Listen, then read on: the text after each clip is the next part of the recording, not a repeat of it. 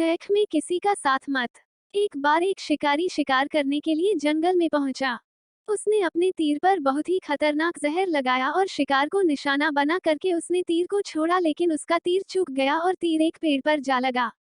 वह पेड़ बहुत ही हरा भरा और बहुत सारे तोते उस पेड़ पर रहते थे। जैसे ही वह जहरीला तीर उस पेड़ पर जाकर लगा, वह पेड़ धीरे धीरे सूखने लगा और उस पेड़ पर जो भी तोते रहते थे वह एक एक करके उस पेड़ को छोड़कर जाने लगे।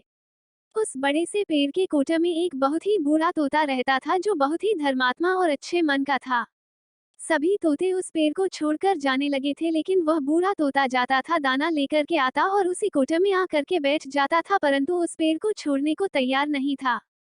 बूढ़े तोते के साथियों ने कई बार आकर के उसे समझाया कि यह पेड़ सूख रहा है और किसी दिन गिर भी जाएगा, चलो किसी और पेड़ पर चल कर रहा जाए, परंतु वह बूढ़ा तोता वहां से जाने को तैयार नहीं हो रहा था।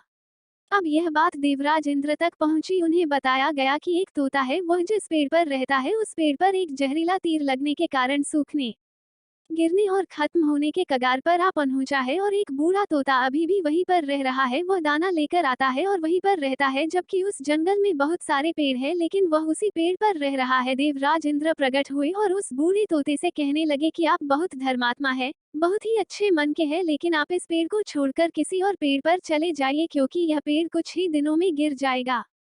तालाब के पास में बहुत से बड़े बड़े हरे भरे पेड़ हैं, बड़े बड़े कोटा है, उन पेड़ों पर फल भी लगे हुए हैं, उन्हें वहीं पर तोड़कर खा सकते हैं, परंतु यहाँ से आप चले जाए।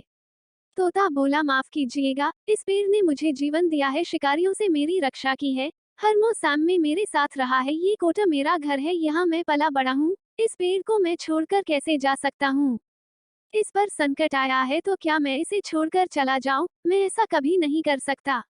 देवराज इंद्र तोते के इस बात से बहुत ही प्रसन्न हुए। उन्होंने तोते से कहा, मैं आपके इस बात से बहुत ही खुश हूँ, मांगो जो आपको मांगना हो।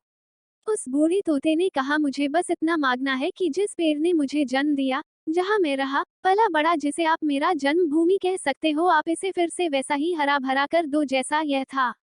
देवराज इंद्र ने अमृत से उस पेड़ को सिंच दिया और पहले की तरह हरा भरा कर दिया। अब वापस से उस पेड़ पर आकर के बाकी तोते रहने लगे। वह बूढ़ा तोता कुछ समय तक और जिंदा रहा, फिर उसकी मृत्यु हो गई और वह स्वर्ग में चला गया।